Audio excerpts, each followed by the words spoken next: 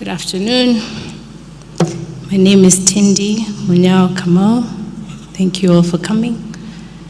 Whew, this is hard. For those of you who've ever sat at the front in a function like this, you know it's not easy. So I hope I make it through my tribute. Before I begin, there are a few people I want to thank. I want to thank firstly my husband. My siblings have said that Dad was their best friend, but we all know I was the best friend. For my husband, when we got married, the hardest thing was for me to, leave my parents. And he shared me with my parents. And I just want to thank my husband for allowing me to be there for my dad, especially after Mom went. Thank you for sharing me. Not very many men do that. So thank you, and by extension, your family, for understanding the bond I had. Let's just all appreciate him. The second person that I want to thank is my sister Judy. Jude was not here when Dad left, and I know it's been really hard, and she's been beating herself up about it. But Jude, thank you.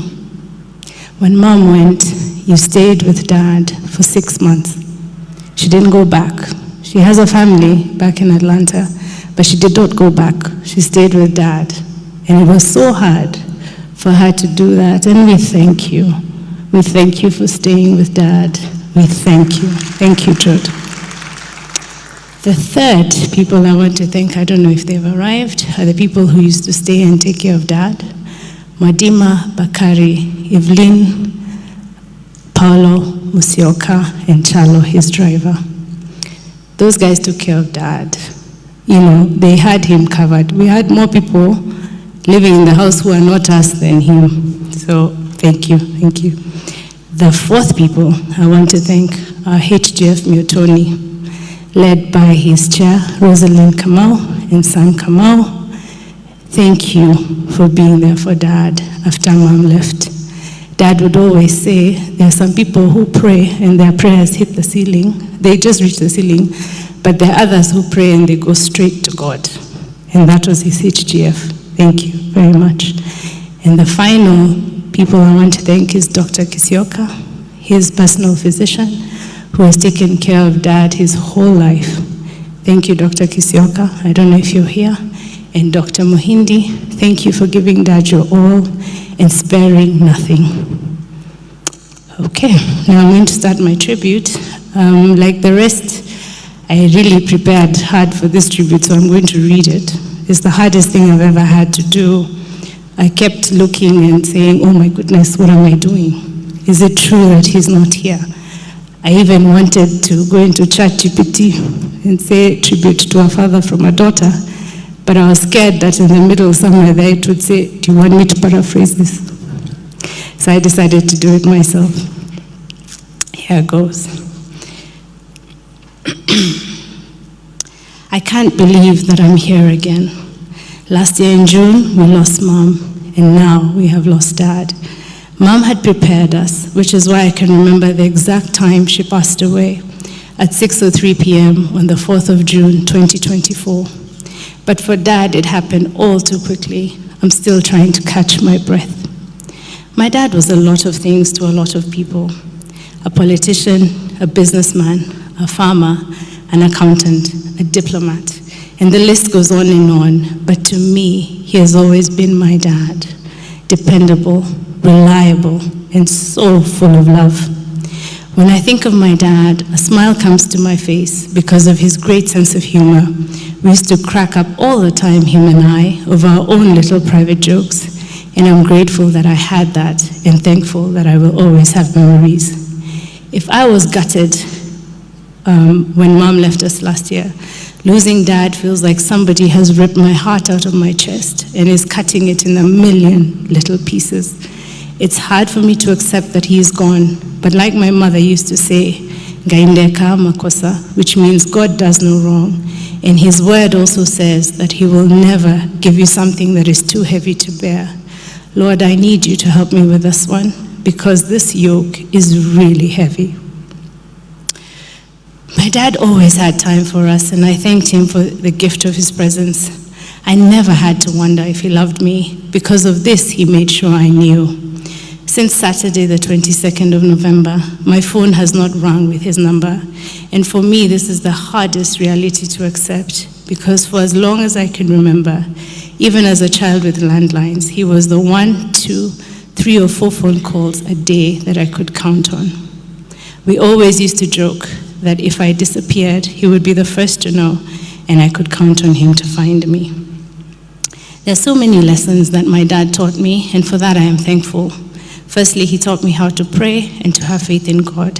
Secondly, he taught me you only live once and you decide what you want to do with your life. I have fond memories of being in school and him telling me, I can pay your fees, but I cannot open your brain to read for you. That you must do for yourself. He was my #1 cheerleader. I always shared my dreams, aspirations, challenges, and difficulties with him for his guidance, advice, and mentorship. I am comforted by the fact that he lived a full life according to his own terms, and what a great life that was, and I'm thankful I got to be a part of it. As a politician, we honor his legacy for 2 things. Firstly, consistently being in one political party.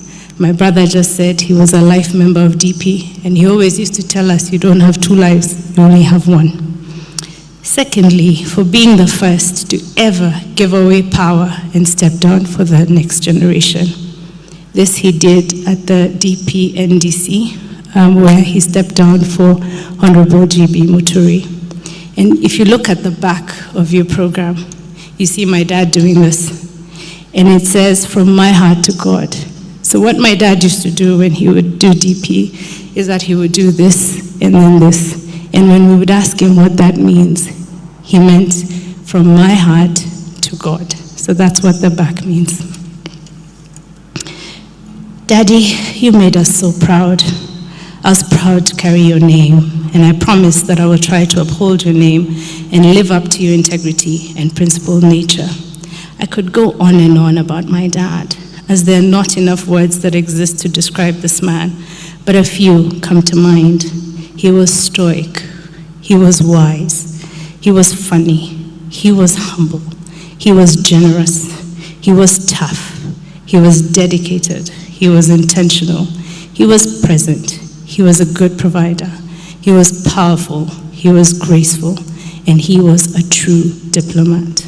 He was kind, he was compassionate, he was analytical, he was strong, he was brave, he was an orator, he was fun, he was joyful, he was loyal, and lastly, he was so loving. They say a daughter's first love is her father, and I'm thankful that it was you, Dad, because you set the bar so high and showed me what love was. So I say this to you, Dad, one of your favorite quotes. Love which knows love. If love misses love, then love knows what love meant to love when love was with love. It's strange that I only get it now that he's gone. Say hello to Mom and build me a house next to yours in heaven, because I know one day I will see you again. So in the words of your favorite musician, Jim Reeves, who you gave me a love for, adios, amigo. Adios, my friend. The road we have traveled has come to an end. Adios, my compadre. Let us shed no tears. May all your mañanas bring joy through the years. Away from these memories, my life I must spend. Adios, amigo. Adios, my friend. I love you always. Tindi.